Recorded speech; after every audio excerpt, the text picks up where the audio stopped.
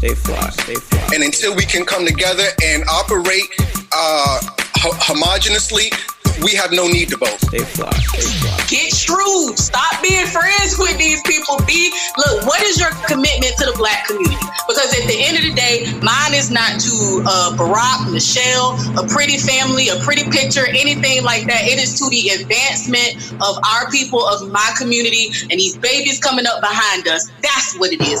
Stay fly. You're listening to the Fly Guy Show. They do everything on the fly and in such a fly manner. Stay fly, stay fly, stay fly. After all that party. The views expressed on the Fly Guy Podcast by the guests of the Fly Guy Podcast are only the views of the guests, unless we say we agree, unless explicitly stated. Hey, this is Ernie Thomas here on the Bold School Podcast. You're listening to Seko Vonner's Fly Guy Podcast. Support, like, subscribe, and share. He's saying some good things. Share it. Don't keep it to yourself. All right, 3, 2, 1. It's your man DJ Seko Vonner for another episode of the Fly Guys Podcast. Got a lot of fly folk in the room tonight. We're going to do some big stuff tonight. It's going to be popping. Crumb Snatcher's on there, so it's probably going to be profane. Be ye prepared. Crumb, what's good? What's your movement, man? Peace and love, brother Seko. Salute to the Fly Guy Podcast. I am your humble brother, Crumb Snatcher. Seko calls me woke on steroids, on caffeine, and maybe even crack. I'm on Facebook, on Instagram, I'm on YouTube, Crumb TV. I'm just here as a voice of the people to wake everybody up. Thank you for having me, brother. No doubt, no doubt. Starr, what's good, girl? What's your movement? Greetings, everybody. How are y'all doing? I'm Starr Armstrong, founder and president of Clever Communities in Action, nonprofit that focuses on literacy and positive cultural representation for Black youth. You can find more information about that at clevercommunities.org. We are CCIA_org on Instagram, Clever Communities in Action on Facebook. Yeah, that's where you can find us. And we have an event coming up on the 24th, a back to school cookout and school supply giveaway on August the 24th. And we're inviting the community to come out, and we're also asking the community to support the efforts by contributing. Good stuff, good stuff. Shay, what's good? What's your movement?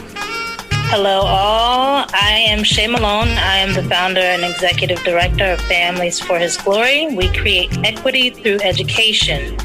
And so we do educational services for students with special needs, including reading intervention, as well as health and wellness. And we promote inclusion and diversity through community outreach.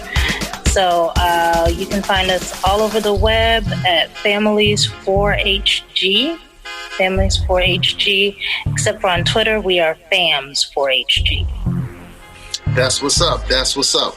All right, so Starr had this great idea about talking about politics and voting our agenda. And I was just kind of blown away, said, hey, we need to get back on the horn, do this podcast. And so I'm honored to have all of you on here. Speaking of honored, Starr called me an honorary woman. I'm still getting over that. You know you liked it.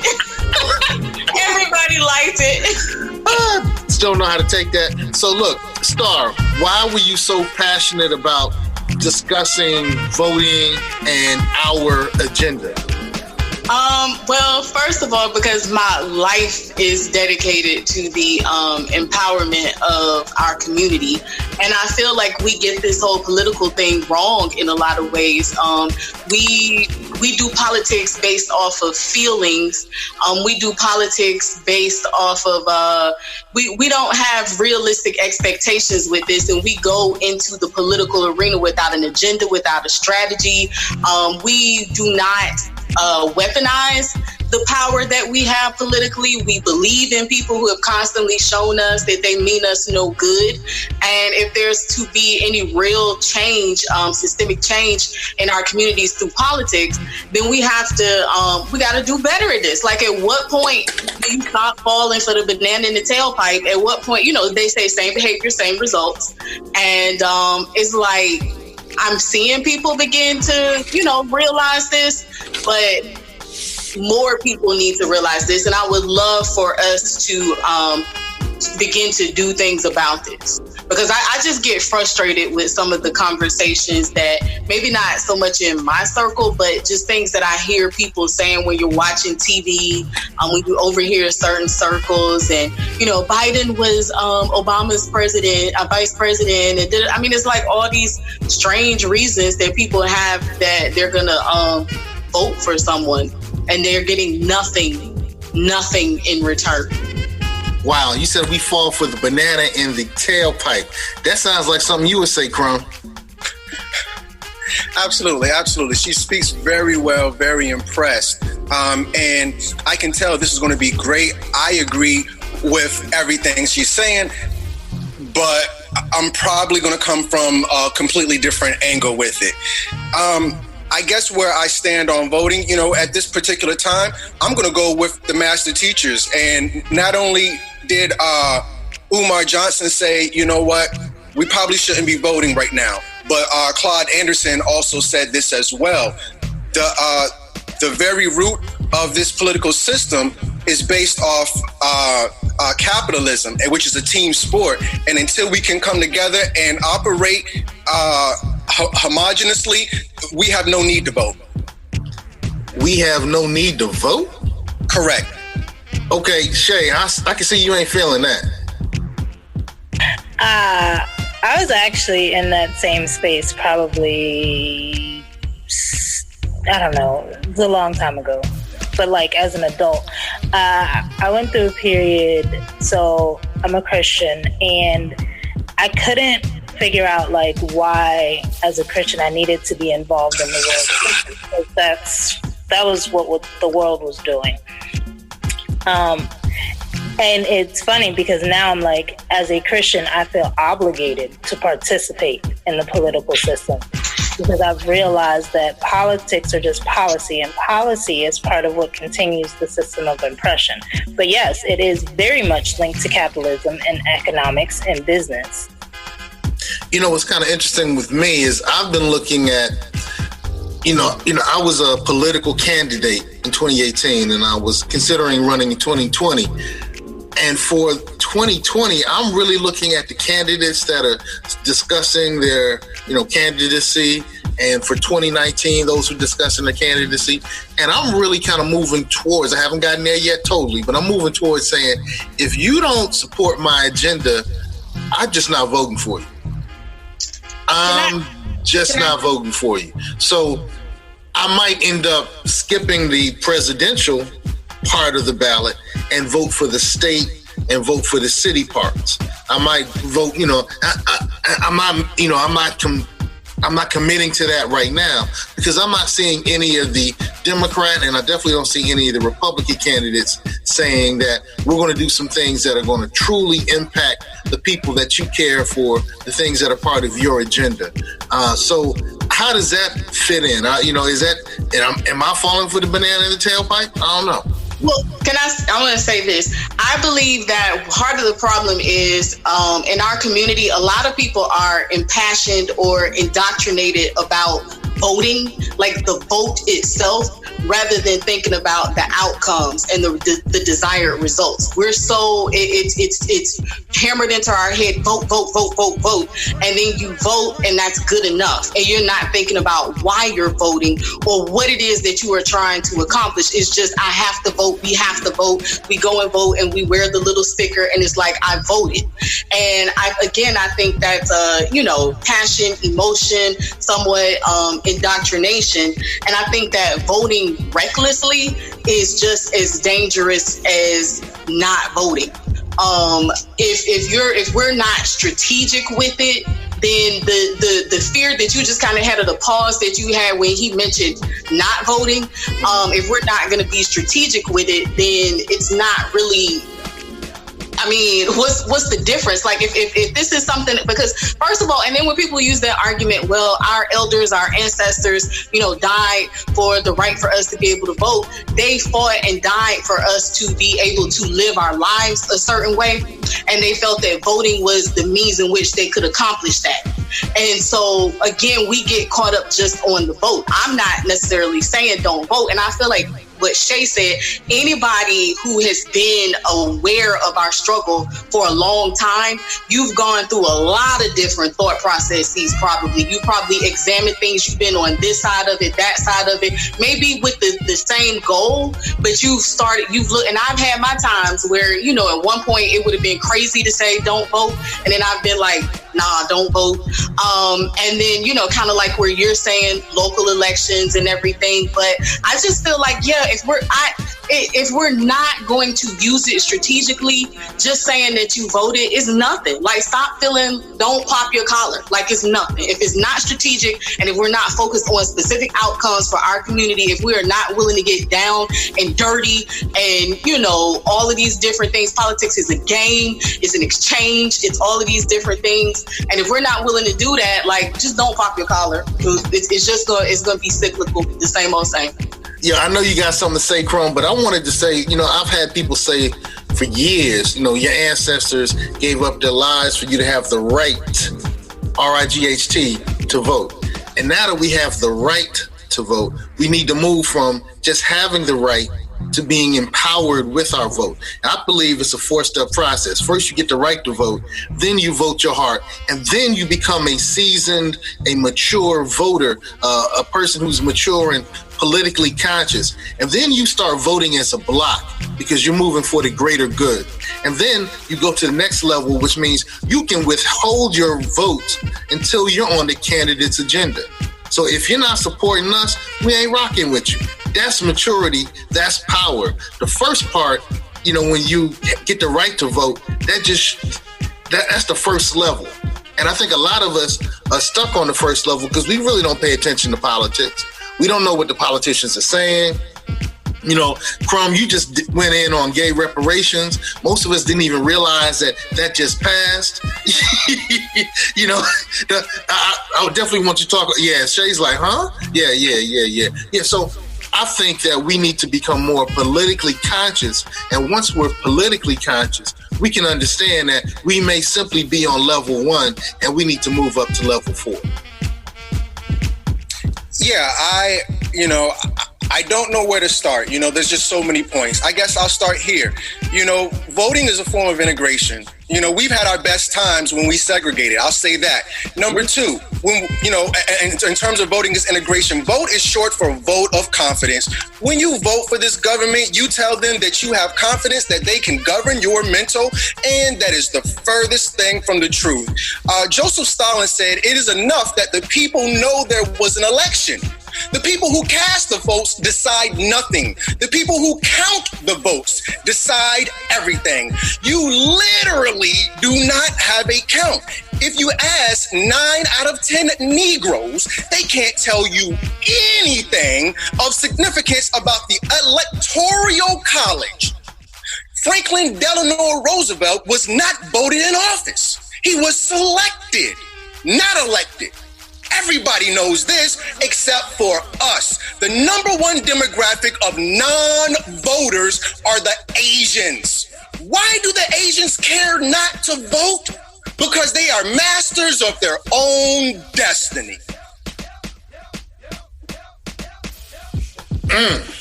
Well, I mean, I would not disagree. I mean, the whole Asian analogy, and I don't want to get, you know, far off of what we're talking about, but there are reasons that why we're not.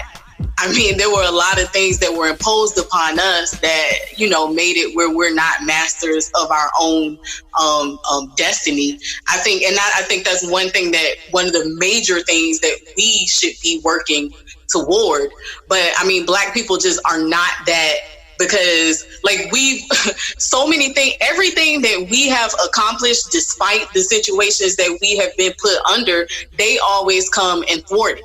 Like everything, you can name any kind of form of resistance and we've done it. And then they violently come and shut it down. So I get your point. I just always have to throw out there, like, I don't want that to be misconstrued as if there's something inherently or intrinsically wrong with us. And to add to that, I would also say, we're not the only ones who don't know anything about the Electoral College. I promise you we're not.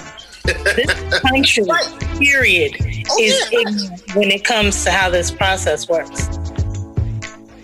Well, you know, I've always had issues when people compare us to different groups because I think we're incomparable. You can't compare us to different groups. So first of all, you can't compare us to the Asians because the Asian bloc in general in America didn't have to fight, march, and legislate to get the right to vote.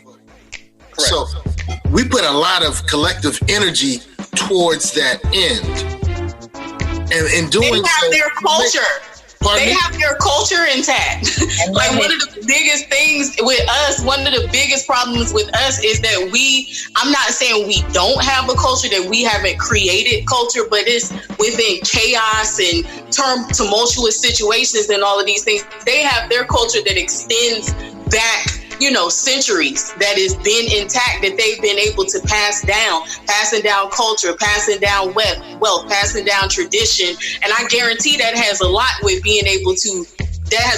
with being able to move the way that they move. And the lack of that has a lot to do with why we, move in the way in which we move.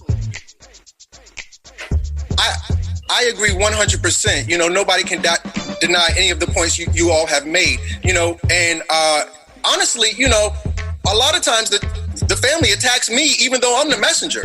I'm not the one comparing blacks to Asians. I'm not the one comparing blacks to Arabs. They've grouped us into this minority category. So every time they talk, it's not Crumb who's making this up. It's them. But when I deliver them, it's Crumb. So what I'm, and not saying it's you, but we have been put in the minority category with all these other demographics. So we looking at Kamala Harris. They asked her point blank, "Are you going to do anything not for minorities? Are you going to do something for black people?" And she said, "What would I look like doing that? I serve all of the people." And then less than 2 weeks later, she goes and pledges her allegiance to the goddamn state of Israel? To the goddamn state of Israel? Yo, I was riding for her for a hot second.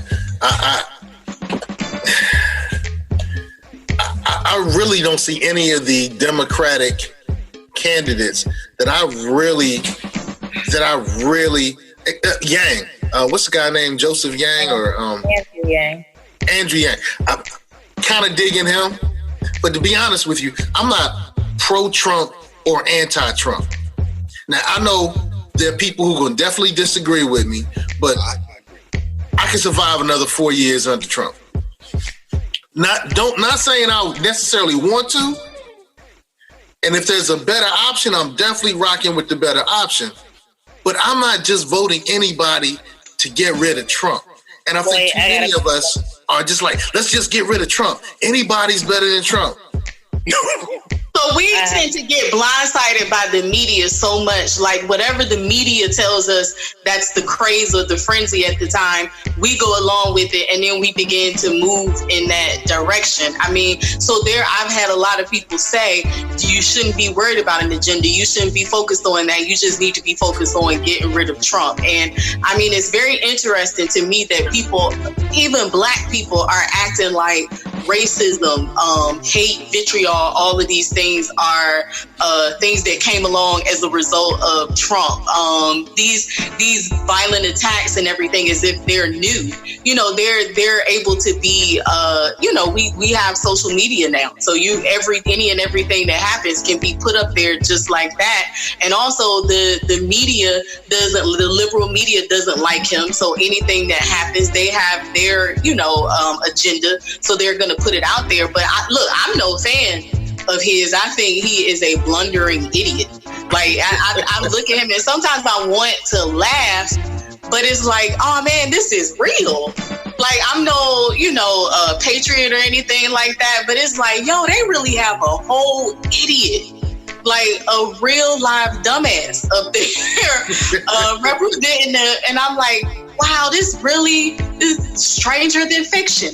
But just people falling for the acting like, hate is new and it's just being espoused by him. The only difference with him is that he says what other people were thinking, and he doesn't follow the mores, and he doesn't do racism in a presidential way. That's all. I think we're following Trump, looking at Trump. We need to look at his cabinet. Those are the individuals who are writing legislation, advancing bills, and making political decisions under his leadership. I think we need to look at everybody who is allowing this man to continue to be president, period. I am concerned about another 4 years of Trump because I don't trust that he won't find a way to make it an extra 4, an eternity. I feel strongly like he cares not a bit about anything other than continuing to be the center of attention. And he will do whatever it takes to continue to be that way. And the issue is, so I don't agree with the anybody but Trump because, Biden. Anyway, but I do understand somewhat the sentiment, and I do see the same issue that we had in 2016 coming in 2020. Like y'all have been saying, like there's nobody, the Democratic Party, unfortunately we're still in a two-party system. The Democratic Party cannot seem to get any type of understanding of how to actually organize a platform. They're so scattered and there's nothing to unify. Whereas with Trump is unified under what I call American, that's 3 Ks in the middle, American Christianity. Okay, so this is what we came up with. If you're white, if you're a conservative Christian, if you're anti-abortion and pro-guns, that's the people who have traditionally been in positions of power and money, and that's who he's talking to, and they're unified because they've been doing this for 400 and some years. If I could chime in there, speaking of 400 some years, there's no such thing as a Democrat. There's no such thing as a Republican. These things switch every 50 years because we're not paying attention. The Democrats used to be the Republicans, and the Republicans used to be the Whigamores. The Democrats were the racist people on earth. They were the ones the Democrats have done nothing to support us. Because initially they were the Dixiecrats, and they didn't even become that until after Martin Luther King. Martin Luther King was a registered Republican because it was the Republicans from 1865 who've been supporting us. But we don't pay attention to anything. Oh, I'm a Democrat. I'm a Republican.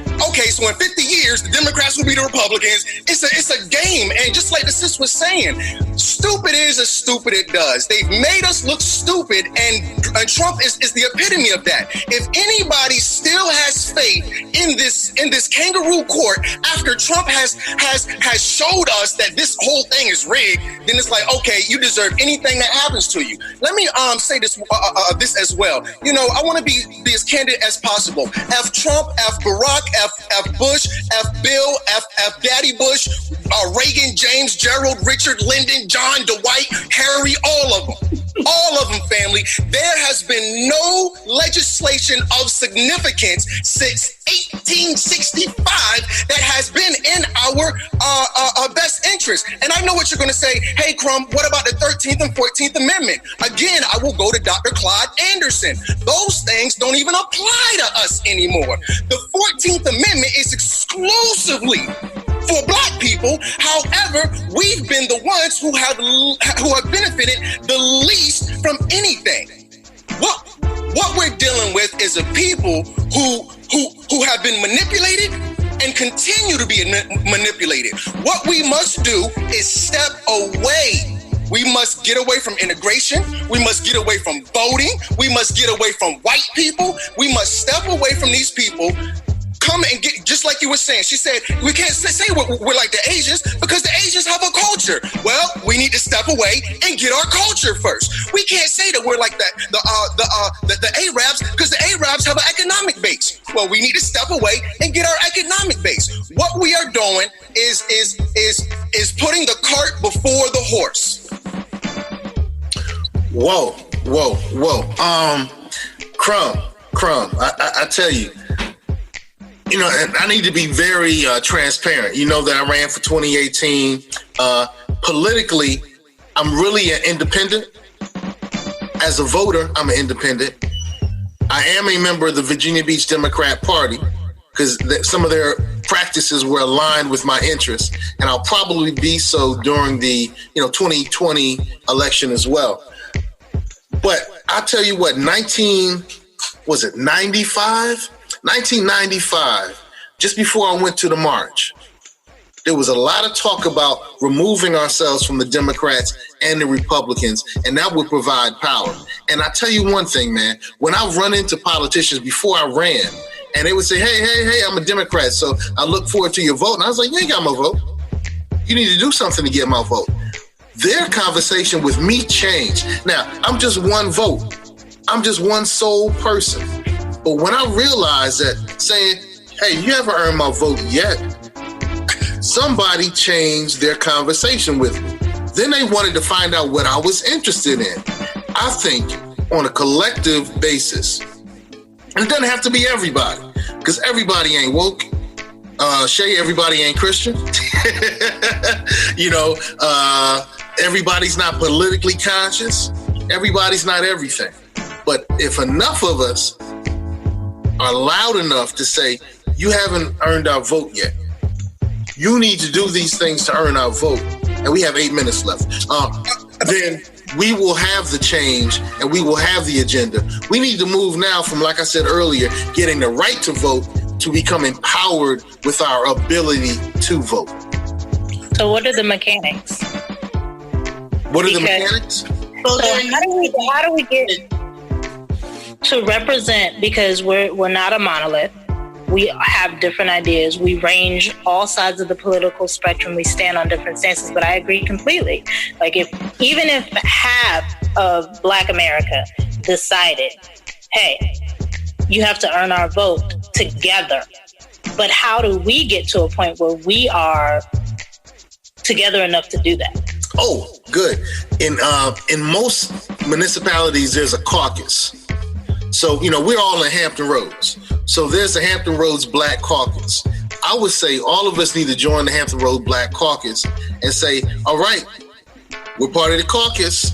All the politicians that run in Hampton Roads, they do come to the caucus events and they get vetted by the caucus. Most of us don't pay attention. So I would say throughout our nation, we need to get involved in those political caucuses that represent our interest, and then force the politicians to come to our events, speak to us, and make sure that we do a thorough vetting.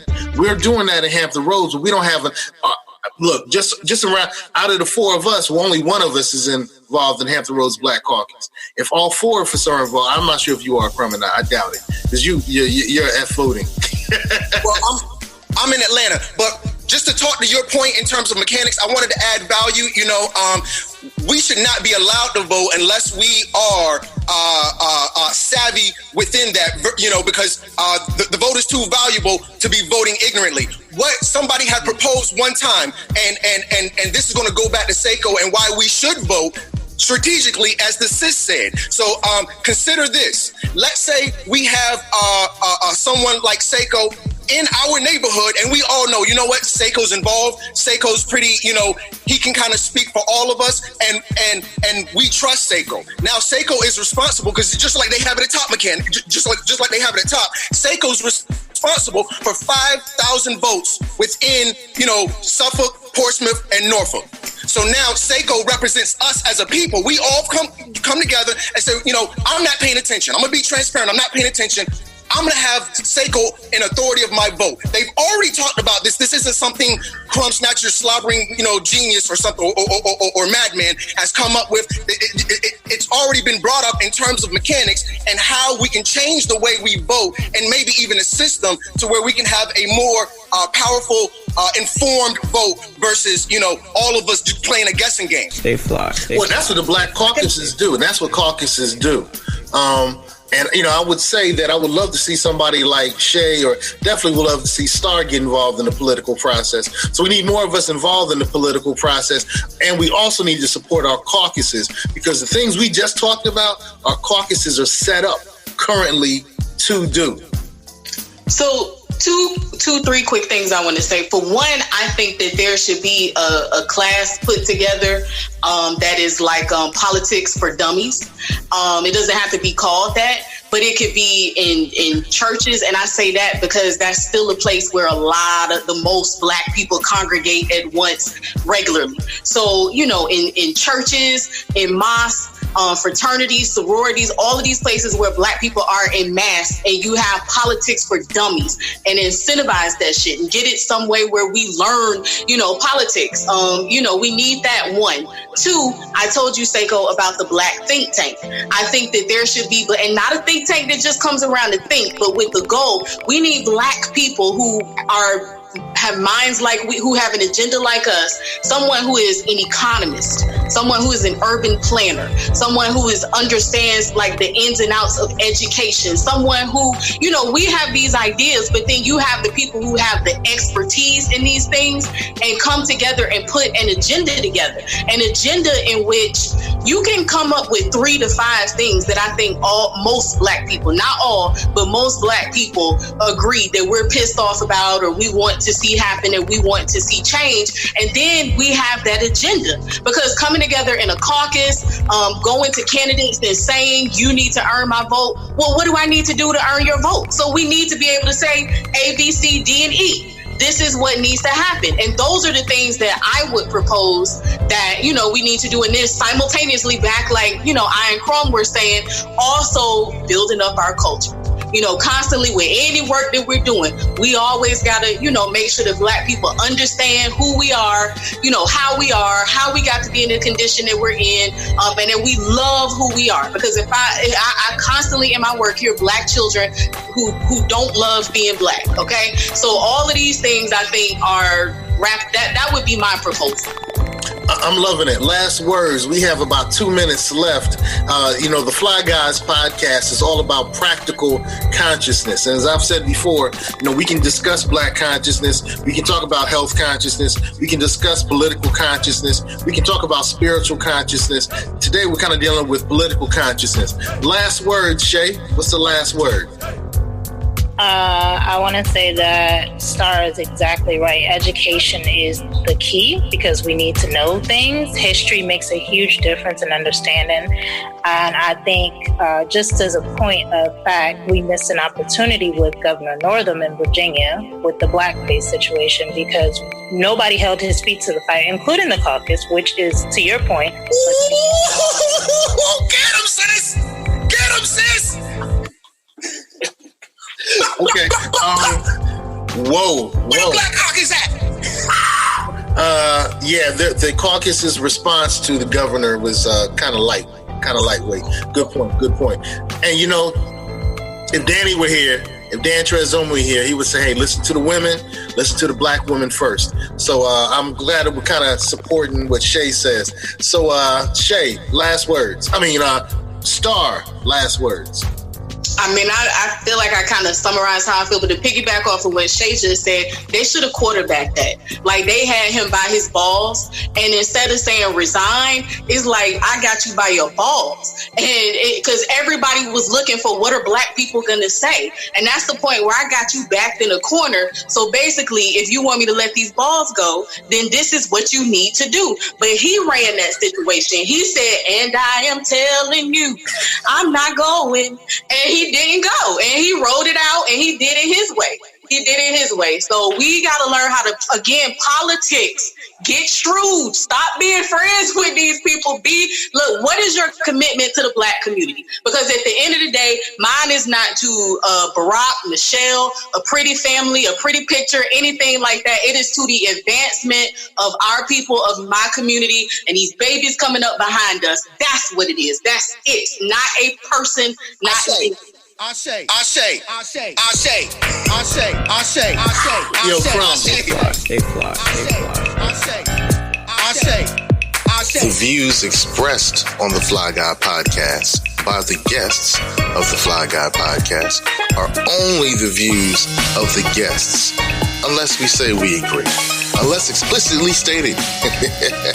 Stay fly, stay fly, stay fly, stay fly, stay fly, stay fly, stay fly.